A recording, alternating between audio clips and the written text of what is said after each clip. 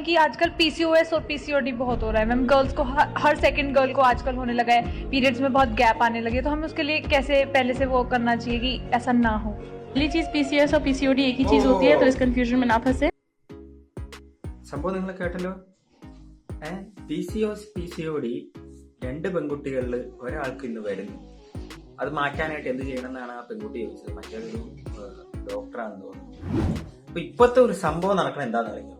ആൾക്കാര് ഇത് ഭയങ്കരമായിട്ട് അങ്ങ് നോർമലൈസ് ചെയ്തേക്കുവാണ്. PCOS ആണ്, PCOD ആണ്, മരുന്ന് മേടിച്ചാൽ മതി. ഏതാണ്ട് ചുമ ജലദോഷമൊക്കെ വരുന്ന പോലെ ഒരു സിമ്പിൾ സംഭവമാക്കി കണ്ടേക്കുവാണ്.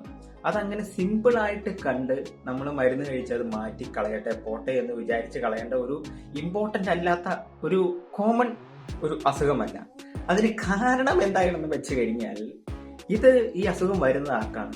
നമ്മുടെ ഇടയിലുള്ള നമ്മുടെ അനിയത്തിമാർക്കും ചേച്ചിമാർക്കും ബാക്കിയുള്ള സഹോദരിമാർക്കൊക്കെയാണ് വരുന്നത്. ഭയങ്കരമായ ആള്. ഈ പറഞ്ഞ ആൾക്കാരാരാണ്? ആരാകാനുള്ളവരാണ്? ഇവരാണ് നാളത്തെ നമ്മുടെ ജനറേഷന്റെ അമ്മമാരാവാനുള്ള ആൾക്കാര്.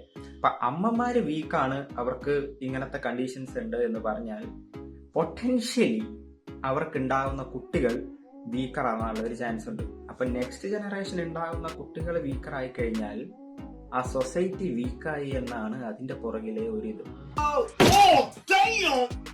വീക്കറായിട്ടുള്ള ഒരു സൊസൈറ്റിയുടെ കേസ് നമ്മൾ പറയേണ്ട ആവശ്യമില്ല. അത് ഏകദേശം തീരുമാനമായ ഒരു സംഭവമാണ്. അപ്പൊ ഇങ്ങനെ കോമൺ ഒരു ഇതുപോലെ മരുന്ന് കഴിച്ച് മാറ്റാവുന്ന ഒരു അസുഖം പോലെ നമ്മൾ കണ്ട് മാറ്റി തള്ളിക്കളയേണ്ട ഒരു കണ്ടീഷൻ അല്ല ഈ PCOS PCOD എന്ന് പറയുന്നത്. കൂടുതൽ വേണ്ട, ഞാൻ പോവാ. അതായത് അടുത്ത ജനറേഷൻ വീക്കറാവാനുള്ള ഒരു ചാൻസ് ഉണ്ട് ഇതിന്റെ അകത്ത്. അപ്പൊ നമ്മൾ വളരെ സീരിയസ് ആയിട്ട് കാണേണ്ട ഒരു സംഭവമാണിത്.